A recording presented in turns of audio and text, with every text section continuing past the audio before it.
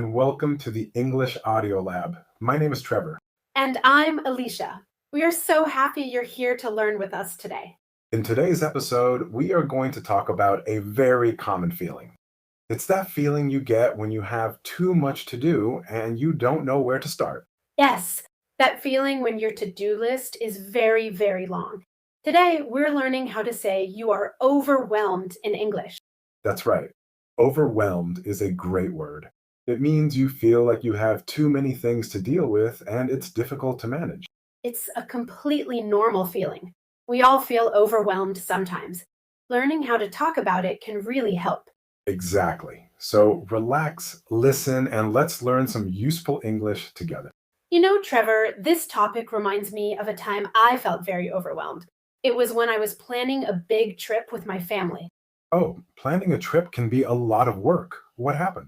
Well, I had to book the flights, find a good hotel that everyone agreed on, plan activities for each day. That's a lot of details to manage. It was. And I was also trying to do my normal work at the same time. One evening, I was looking at 10 different websites for hotels, my phone was buzzing with messages, and my daughter needed help with her homework. That sounds very stressful. It really was. I remember just sitting there and thinking, I can't do all of this. I felt completely and totally overwhelmed. That's a perfect story for our topic today. That feeling of too much is exactly what overwhelmed means. Thank you for sharing that, Alicia. So let's learn the most direct way to express this feeling. The phrase is, I'm overwhelmed. I'm overwhelmed. It's a powerful phrase. It is. Let's practice the pronunciation. We will say it slowly. Please repeat after me. I'm overwhelmed. I'm overwhelmed. Good. Now let's say it at a natural speed. I'm overwhelmed. I'm overwhelmed. Excellent. You can use this in many situations. For example, with my new project at work and my studies, I'm overwhelmed. Okay, what's another way we can say this? Maybe something a little more informal? A great informal phrase is I'm swamped. Swamped. Can you explain that word? Of course, a swamp is an area of wetland like a marsh. If you are swamped, imagine you are stuck in deep water or mud and can't move easily. Oh, that's a great visual. So you have so much work that you feel like you're stuck and can't move. Exactly. It's often used when talking about work. Let's practice saying it. I'm swamped. I'm swamped. For example, you could say, I can't go out for dinner tonight. I'm swamped with work. I like these phrases with visuals. Do you have another one like that? I do. This one is very common. I've got too much on my plate. Too much on my plate, like a dinner plate. Precisely. Imagine your plate at a buffet. If you put too much food on it, you can't eat it all. It's the same with tasks and responsibilities. If you have too much on your plate, you have too many things to do. That makes perfect sense. Let's practice the sentence. Repeat after me. I've got too much on my plate. I've got too much on my plate. You might say this to a friend. I'd love to join the book club, but I've got too much on my plate right now. Okay, let's do one more. This one is I'm feeling snowed under. Snowed under, like buried in snow? Yes, imagine a huge amount of snow falling and covering everything. If you are snowed under with work, it means you have so much of it, you feel buried and can't get out. That's a very strong image. It sounds like you are really, really busy. It is. It emphasizes a very large amount of work. Let's try saying it. I'm feeling snowed under. I'm feeling snowed under. For instance, every December I'm completely snowed under with end of year reports. Those are four great phrases. But wait, we have a couple more for you. These are also very visual.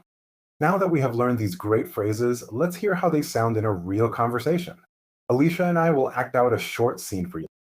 Okay, in this first dialogue, imagine we are colleagues at work. I will play a character named Sarah, and Trevor will be Mark. Just listen first. Hey Sarah, do you have a minute to help me with this report? Hi, Mark. I'd love to help, but I'm a bit swamped right now. I have to finish this presentation by noon. Oh, okay, no problem. Maybe later this afternoon? Yes, definitely. Let's talk after lunch. Okay, let's look at that conversation more closely. Alicia, what did your character Sarah say when Mark asked for help? She said, I'm a bit swamped right now. I noticed she added the words a bit. Why is that? That's a great observation. Adding a bit makes a statement softer and more polite. She's saying no, but in a very professional way. It shows she wants to help but is unable to right now. That's very useful for work situations. It is.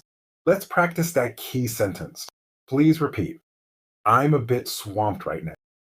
I'm a bit swamped right now. All right, let's do a second role play. This time, we are two friends talking. Okay, I'll be Chloe and Trevor will be my friend, Ben. Again, just listen first. Hi, Ben. How are you doing today? You seem a little tired. Hey, Chloe. To be honest, I've got too much on my plate at the moment. Oh no, what's going on? It's just everything at once with the kids' school activities, a big project at work, and helping my parents move. I just feel exhausted. That sounds like a lot. I'm sorry to hear that. Make sure you take some time for yourself. Okay, in that dialogue, Ben used the phrase, I've got too much on my plate. It felt very natural and honest. Yes, it's a perfect phrase to use with friends or family when you want to explain why you're tired or stressed. It's a clear and relatable way to share your feeling. And he said it at the moment, which means right now during this period of his life. Excellent point. Let's all practice Ben's line. Please repeat. I've got too much on my plate at the moment. I've got too much on my plate at the moment. Now, I want to talk about a small common mistake that English learners sometimes make. It has to do with the difference between overwhelmed and overworking. Oh, that's a good one. They sound similar. What is the difference? Overworking describes the action of working too many hours. It's about the quantity of time. For example, I'm overworking this week. I've been in the office for 60 hours. Okay, so it's about the hours. Right. Overwhelmed describes the feeling of pressure because the work is too difficult or there are too many tasks. It's about the feeling, not the hour. So you could be overworking but not feel overwhelmed if you enjoy the work, and you could feel overwhelmed after just 1 hour if the task is very, very difficult. That is a perfect way to explain it, Alicia. So remember, talk about the action of working too much with overworking, and talk about the feeling of pressure with overwhelmed. We have learned so much today. Let's do a very quick review of the four key phrases. Great idea. The first, most direct phrase was, I'm overwhelmed. The informal phrase, especially for work, was I'm swamped. The common idiom about having too many responsibilities was, I've got too much on my plate. And the phrase to describe being buried in a large amount of work was I'm feeling snowed under. Those are all so useful. And listeners, please remember that it is okay to feel this way. Everyone feels overwhelmed sometimes. It's part of life. That's the most important message. And now you have the English words to talk about it. Being able to express your feelings is a huge step in building confidence. So try to use one of these phrases this week.